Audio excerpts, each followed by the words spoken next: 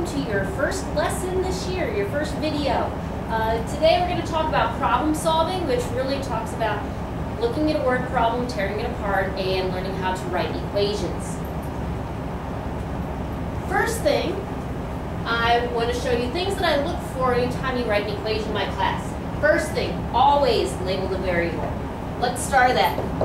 That's point number one, very easy point. I'll show you how to do that in a minute. Next thing, you need to decide what operations that you need to use to solve. So we're going to look at some keywords. Then you're going to write your equation. Then of course you have to solve it so you know the answer.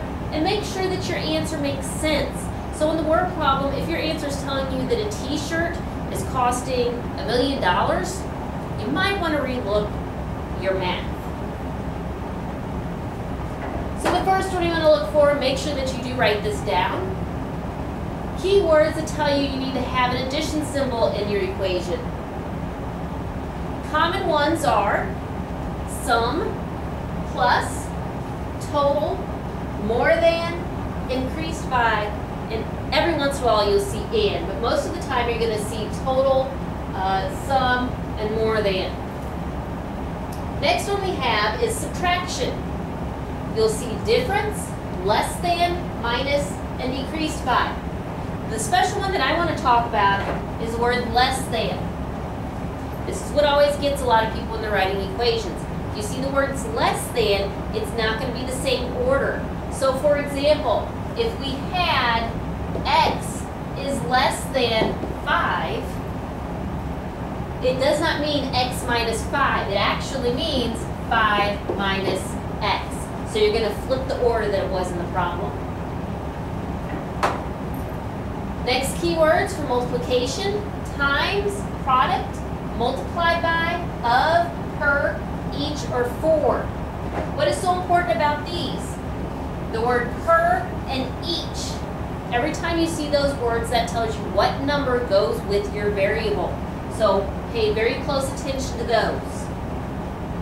Last one, division. So every once in a while you'll see division. You'll see quotient, divided by, or divided into. So let's go ahead and take a look at our first problem. The Acela train travels between Boston and Washington, a distance of 457 miles. The trip takes 6.5 hours. What is the average speed? Well, what I want to do first is remind you of a common formula that we use in math class. Anytime you see a problem that deals with speed and distance, you want to use the formula distance equals rate times time. And then look at the numbers we have in here and see what matches up with what. First, it tells me we have a distance of 457 miles, so that means I need to put 457 where the D is. Then my other number is 6.5 hours. So if we're looking at hours, that of course is time. So we don't know R. And we fill 6.5 in for T. Now here I want to point out, I did tell you that you need to label your variable. Well, this is how you know what to label your variable.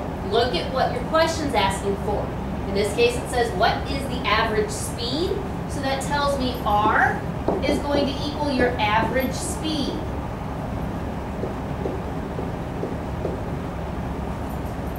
Then from there I need to go ahead and solve my equation, so I'm going to rearrange this so it looks like I normally see it. 457 equals 6.5 R. From there I need to solve for R just by dividing by 6.5. Get out my trusty calculator and take 457 divided by 6.5, and that gives me 70.3.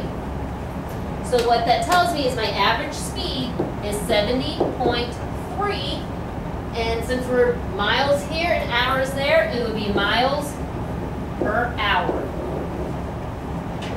Thank you, and don't forget to watch video 2 for the rest of your examples.